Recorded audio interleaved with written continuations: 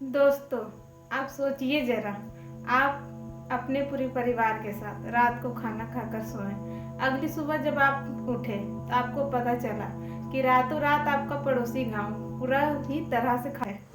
आपको कैसा लगेगा? बल्कि एक दो घर नहीं, पूरी की पूरी 84 गांव के हजारों लोग गायब हो चुके। एक ही रात में सारा सामान छोड़कर या जमीन निगल गई या आसमान खा गया। यह कोई फिल्मी कहानी नहीं है, बल्कि भारत के राजस्थान में जैसलमेर से लगभग 18 किलोमीटर दूर स्थित कुलधारा गांव का खौफनाक सच, जिसका रहस्य वैज्ञानिक और इतिहासकार आज 300 साल बाद भी नहीं सुलझा पाए।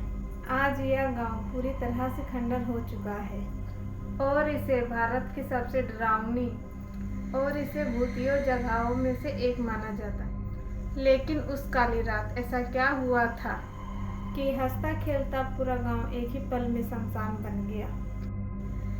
चलिए जानते हैं आज की इस वीडियो में। कहानी की शुरुआत होती है लगभग 700-800 साल पहले, यानी 13वीं शताब्दी में। कुलधारा कोई भूतिया जगह नहीं था, बल्कि एक अमीर और संपन्न गांव हुआ करता था। यहाँ पाली वाला ब्राह्मण रहा करता था। ये ब्राह्मण बुद्धिमान और मेहनती और खेती बाड़ी के साथ साथ व्यापार में माहिर थे।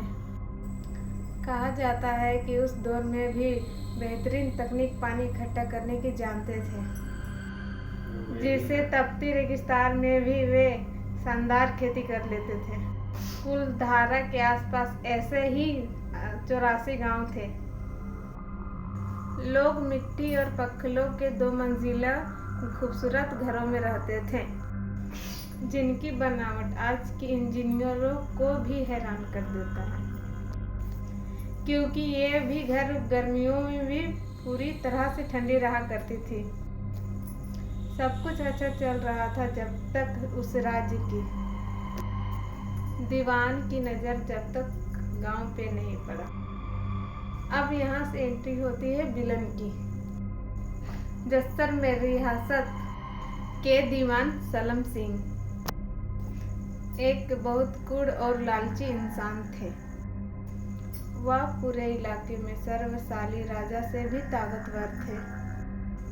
माना जाता था कि सलम सिंह लोगों पर भारी टैक्स लगा दिया कि बेचारे किसान अपनी मेहनत की गड़ी कमाई सिर्फ टैक्स चुकाने में गवा देते थे। लेकिन एक दिन पानी सर से ऊपर चला गया। सलम सिंह की नज़र कुलधारा की मुखिया की बेहद खूबसूरत बेटी पे पड़ गई। वो उस लड़की की खूबसूरती पर इस कदर पागल हो गया कि उसने गांव वालों को संदेशा भिजवाया कि या तो उस लड़की को उसके हवाले कर दे या फिर अगले दिन उस पूरे ही गांव को तबाह कर दूंगा। पालीवाल ब्राह्मणों के सामने आत्मसम्मान और अपनी बेटी की इज्जत बचाने की बहुत बड़ी चुनौती थी। दीवान सलम सिंह के पास एक बड़ी सेना थी, जिससे सीधे लड़ पाना नामुमकिन था। दीवान ने उन्हें सोचने के लिए एक ही रात का वक्त दिया था। वो रहस्यमय रात और खौफनाक श्राप। और फिर आई वो ऐतिहासिक वो रहस्यमय रात। कुलधारा की मुखिया ने तुरंत आसपास के सभी 84 गांवों को पंचों को एक गुप्त जगह पे बुलाया। पंचायत बैठी, सबने एक सुर पे फैसला किया, चाहे कुछ भी हो जाए वो अपनी बेटी और स्वाभिमान का सौदा उस जालिम दीवान से नहीं करेंगे। फैसला हो चुका था, लेकिन उसका अंजाम बहुत भयानक होने वाला था। उस रात पूरी दुनिया सो रही थी। कुलधारा के आसपास और सभी 84 गांवों की पालीवाल ब्राह्मणों ने चुपचाप अपना घर बार छोड़ दिया। वे उतना ही सामान अपने साथ ले जा पाए जिसे वे हाथों में उठा सकते थे। उन्होंने अपने अनाज, सोने चांदी और भारी बर्तनों को अपने घरों के नीचे ही छुपा दिया। हजारों लोग, बूढ़े और बच्चे, औरत, चुपचाप अंधेरी रात में जैसलमेर की सीमाओं से बाहर निकल गए। लेकिन जाते जाते कुलधारा के ब्राह्मणों ने इस मिट्टी को हाथ पर लेकर एक भयानक श्राप दिया। उन्होंने कहा, आज के बाद इस गांव में कभी कोई दूसरा इंसान नहीं बस पाएगा। जो भी इस गांव की दहलीज पार करके रहने की कोशिश करेगा वह पूरी तरह से तबाह हो जाएगा। अगली सुबह जब सालम सिंह की सैनिक लड़की को लेने पहुंचे तो पूरा गांव सन्नाटे में डूबा हुआ था। सिर्फ हवाओं की आवाज़ आ रही थी। पूरा लोग एक ही रात में कहाँ चले गए, किस रास्ते गए, यह आज तक भी एक राज है, क्योंकि किसी भी इतिहास की किताब में उनके बात का ठिकाना कोई पुख्ता सबूत नहीं मिलता है। आज 300 साल बीत जाने के बाद भी कुलधारा गांव उसी शराब में जी रहा है। सरकार ने इसे टूरिस्ट प्लेस बना दिया है जहां लोग दिन में घूमने आते हैं, लेकिन भारतीय सर्वेक्षण SI ने सख्त निर्देश दे रखा है।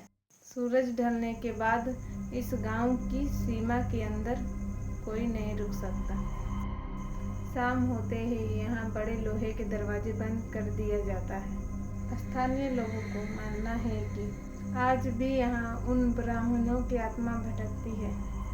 कुछ साल पहले दिल्ली की पैरानॉर्मल सोसाइटी ऑफ इंडिया की एक टीम ने अपनी मॉडर्न मशीन और घोस्ट जनरेटर मीटर के साथ यहाँ पूरी रात बिताई। उनकी मशीनों ने रिकॉर्ड किया कि यहाँ अजीबोगरीब ऊर्जा मौजूद है।